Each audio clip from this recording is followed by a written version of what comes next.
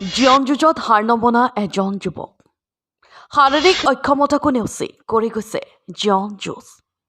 দুৰ্ঘটনাত এখন ভৰি হেৰুৱাই ভাগৰি পৰা নাই আমিৰুলে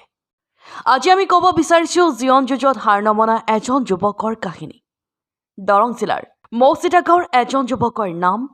আমিৰুল ইছলাম দুৰ্ঘটনাত এখন ভৰি হেৰুৱাইও ভাগৰি পৰা নাই আমিৰুল ইছলাম নামৰ যুৱকজনে শাৰীৰিক অক্ষমতায়ো বাধাৰ প্ৰাচীৰ হ'ব পৰা নাই এই যুৱকজনৰ ক্ষেত্ৰত এখনি ভৰি নাই কিন্তু আছে বৃদ্ধ পিতৃ মাতৃ আৰু পৰিয়ালৰ প্ৰতি দায়বদ্ধতা সেইবাবে হয়তো ভাগৰা নাই আমিৰুল এখন বেটাৰী চালিত ই ৰিক্সা চলাই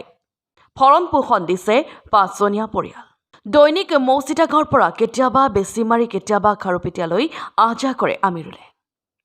যাত্ৰীসকলে মৰমো কৰে আমিৰুলক চৰকাৰ তথা সুহৃদয়বান লোকৰ পৰা সহায়ৰ আহ্বান আমিৰুলৰ ভিডিঅ' স্ক্ৰীনত দিয়া নম্বৰ 8638396995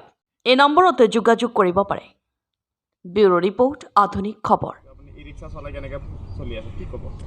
ই ৰিক্সা চলাই আছোঁ মানে আমি হেণ্ডিকেপ মানুহ হয় আমি বেলেগ কাম চাম কৰিব নোৱাৰোঁ ই ৰিক্সা চলাই আছোঁ দুখীয়া মানুহ বেছি আমাৰ ঘৰটো হ'ল মৌচিতাৰ পৰা বেছিমাৰি আমি মৌচিতাৰ পৰা বেছিমাৰি আহোঁ কেতিয়াবা খাৰুপেটিয়া যাওঁ এইটো ৰাস্তাতে আপ ডাউন কৰি থাকোঁ দৈনিক আপোনাৰ 200-300-500 টকা এনেকৈ ইনকাম হয় আৰু আপোনাৰ নিচিনা বিকলাংগ মানুহে দেখা যায় বজাৰত ভিক্ষা মাগি তেনেকৈ কৰে ভিক্ষা মাগিৰ পৰা মই কিবা এটা কৰি খাই আছোঁ এইটো ভাল ভিক্ষা মানুহ ভাল নাপায় কোনোবাই মানুহ পইচা দিয়ে কোনোবাই মানুহ পইচা নিদিয়ে বহুত মানুহ বহুত কথা পাতে